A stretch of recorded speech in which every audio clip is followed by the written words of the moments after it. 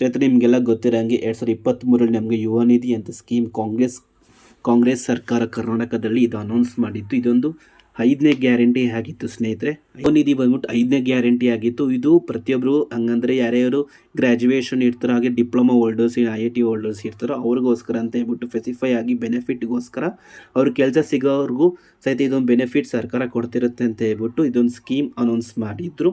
ಇದೊಂದು 5ನೇ ಗ್ಯಾರಂಟಿ ಆಗಿತ್ತು. ಆದರೆ ಇವಾಗ ಇತ್ತೀಚೆಗೆ ನಿಮಗೆ ಗೊತ್ತಾಗಿರೋಂಗೆ ಇವತ್ತಿನ ಬಜೆಟ್ ಪ್ರಕಾರ ನಿಮಗೆಲ್ಲ ನೋಡ್ದಂಗೆ ಸ್ನೇಹಿತರೆ, ಯುವ ನಿಧಿಗೆ ಅಂತ ಹೇಳ್ಬಿಟ್ಟು 5 ಗ್ಯಾರಂಟಿಗೂ ಸ್ಪೆಸಿಫಿಕ್ ಆಗಿ ಬಜೆಟ್ ಇಟ್ಟಿದ್ದಾರೆ ಸ್ನೇಹಿತರೆ.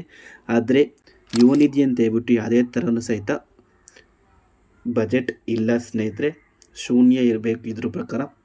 ಹಾಗೆ ಇವತ್ತಿನ ಬಜೆಟ್ ನೋಡ್ದಂಗೆ ಸುಮಾರು ಜನಕ್ಕೆ ಡೌಟ್ಸ್ ಶುರು ಆಗಿರುತ್ತೆ, ಯುವ ನಿಧಿ ಏನಾದ್ರು ನಿಂತೋಯ್ತಾ ಅಥವಾ ಅಮೌಂಟ್ ಬರಲ್ವಾ ಅಂತ.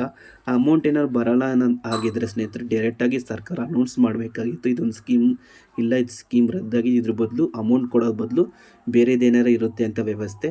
ಇವಾಗ ಫಾರ್ ಎಕ್ಸಾಂಪಲ್ ನೀವು ನೋಡ್ಬೋದು, ಇವಾಗ 5 kg ಅಕ್ಕಿ 10 kg ಅಕ್ಕಿ ಕೊಡೋ ಜಾಗದಲ್ಲಿ ಆಗುತ್ತೆ ಅವಾಗೆಲ್ಲ ಅನೌನ್ಸ್ ಮಾಡಿದರು. ಆದರೆ ಇವಾಗ ರೀಸೆಂಟ್ ಯುವ ನಿಧಿ ಅಂತೇಳ್ಬಿಟ್ಟು ಯಾವುದೇ ಥರ ಆಗಿರಲಿ ಅನೌನ್ಸ್ ಆಗಿಲ್ಲ ಸ್ನೇಹಿತರೆ. ಇದು ಅಮೌಂಟ್ ಬಂದರೂ ಬರುತ್ತೆ, ಇಲ್ಲಾಂದ್ರೂ ಇಲ್ಲ. ಆದರೆ ಬಜೆಟಲ್ಲಿ ಮಾತ್ರ ಇದು ಶೂನ್ಯ, ಯಾವುದೇ ಥರ ಬಜೆಟ್ ಇಲ್ಲ ಸ್ನೇಹಿತರೆ. ಇದರಲ್ಲಿ ಅನುದಾನ ಇಟ್ಟಿಲ್ಲ. 2026 ಮಾರ್ಚ್ ಅಲ್ಲಿ ಬಜೆಟ್ ಪ್ರಕಾರ ಯಾವುದೇ ಥರ ಅನುದಾನ ಇಟ್ಟಿಲ್ಲ. ಹಾಗೆ ಸೆಲ್ಫ್ ಡಿಕ್ಲರೇಷನ್ ಸಹಿತ ಇಷ್ಟು ದಿವಸ ಓಪನ್ ಆಗ್ತಿದ್ದಿಲ್ಲ, ಆದರೆ ಇವಾಗ ಅದು ಓಪನ್ ಆಗಿದೆ. ಸೆಲ್ಫ್ ಡಿಕ್ಲರೇಷನ್ ಆನ್ಲೈನಲ್ಲಿ ನೀವು ಬೇಕಾದ್ರೆ ಕೊಡಿ, ಅದು ಬರುತ್ತೋ ಬಿಡುತ್ತೋ ಗೊತ್ತಿಲ್ಲ ಸ್ನೇಹಿತರೆ, ಆದರೆ ಸೆಲ್ಫ್ ಡಿಕ್ಲರೇಷನ್ ಮಾತ್ರ ಕೊಡಿ ಸ್ನೇಹಿತರೆ. ಹಾಗೆ ಆಗಿತ್ತು ಸುಮಾರು ಜನಕ್ಕೆ ವಿದ್ಯಾರ್ಥಿಗಳಿಗೆ ಯಾರ್ಯಾರು ಕಾಂಪಿಟೇಟಿವ್ ಎಕ್ಸಾಮ್ಸ್ಗೆ ಓದ್ತಿದ್ರು ಅವ್ರಿಗೆಲ್ಲರೂ ಸಹಿತ ವೆರಿ ಇಂಪಾರ್ಟೆಂಟ್ ಆಗಿತ್ತು ಇದೊಂದು ಸ್ಕೀಮು. ಆದರೆ ಇವಾಗ ಗೊತ್ತಿಲ್ಲ ಏನಾಗುತ್ತೆ ಅಂತ. ಇದೊಂದು ಗೌರ್ಮೆಂಟ್ ಆಫ್ ಕರ್ನಾಟಕ ನಿರ್ಧಾರ ಅನೌನ್ಸ್ ಮಾಡೋವರೆಗೂ ಎಲ್ಲರೂ ಸಹಿತ ವೇಟ್ ಮಾಡಬೇಕಾಗಿರುತ್ತೆ. ಇದನ್ನ ಕ್ಲಾರಿಟಿ ಇಲ್ಲ ಸ್ನೇಹಿತರೆ ಇದ್ರ ಬಗ್ಗೆ. ಇದು ರದ್ದಾಗಿದೆಯೋ ಅಂತ ಗೊತ್ತಿಲ್ಲ, ಹಾಗೆ ರದ್ದು ಆಗ್ಲೂಬೋದು, ಇಲ್ಲಾಂದರೆ ಇದ್ರ ಬದಲು ಅಮೌಂಟ್ ಕೊಡೋ ಬದಲು ಬೇರೆ ಇದೇನಾರು ವ್ಯವಸ್ಥೆನೂ ಆಗ್ಬೋದು ಸ್ನೇಹಿತರೆ. ಇವತ್ತಿನ ಬಜೆಟ್ ಬಗ್ಗೆ ಮತ್ತು ಇದೊಂದು ಯುವ ನಿಧಿ ಸ್ಕೀಮ್ ಬಗ್ಗೆ ನಿಮ್ಗೆ ಏನು ಅನಿಸುತ್ತೆ ಅಂತ ಕಮೆಂಟ್ ಬಾಕ್ಸಲ್ಲಿ ತಿಳಿಸಿ ಸ್ನೇಹಿತರೆ. ಹಾಗೆ ಸ್ನೇಹಿತರೆ, ಇಲ್ಲೊಂದು ನೋಡ್ಬೋದು ಯುವ ನಿಧಿ ಹೆಲ್ಪ್ಲೈನ್ ನಂಬರ್.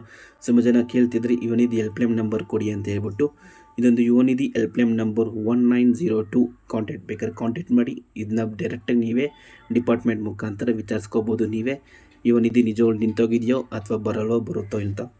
ಓಕೆ ಸ್ನೇಹಿತರೆ, ಈ ಮಾಹಿತಿ ಎಲ್ರಿಗೂ ಇಷ್ಟ ಆಗಿದೆ ಅಂದ್ಕೊಂಡಿದ್ದೀನಿ. ಇಷ್ಟ ಆಗಿದ್ರೆ ಲೈಕ್ ಕೊಡೋದು ಮಾತ್ರ ಮರಿಬೇಡಿ, ಲೈಕ್ ಕೊಡಿ. ಹಾಗೆ ನಮ್ಮ ಚಾನಲ್ಗೆ ಹೊಸೊಬ್ಬರಾಗಿದ್ದರೆ ಇವಾಗಲೇ ಸಬ್ಸ್ಕ್ರೈಬ್ ಮಾಡ್ಕೊಳ್ಳಿ. Thank you.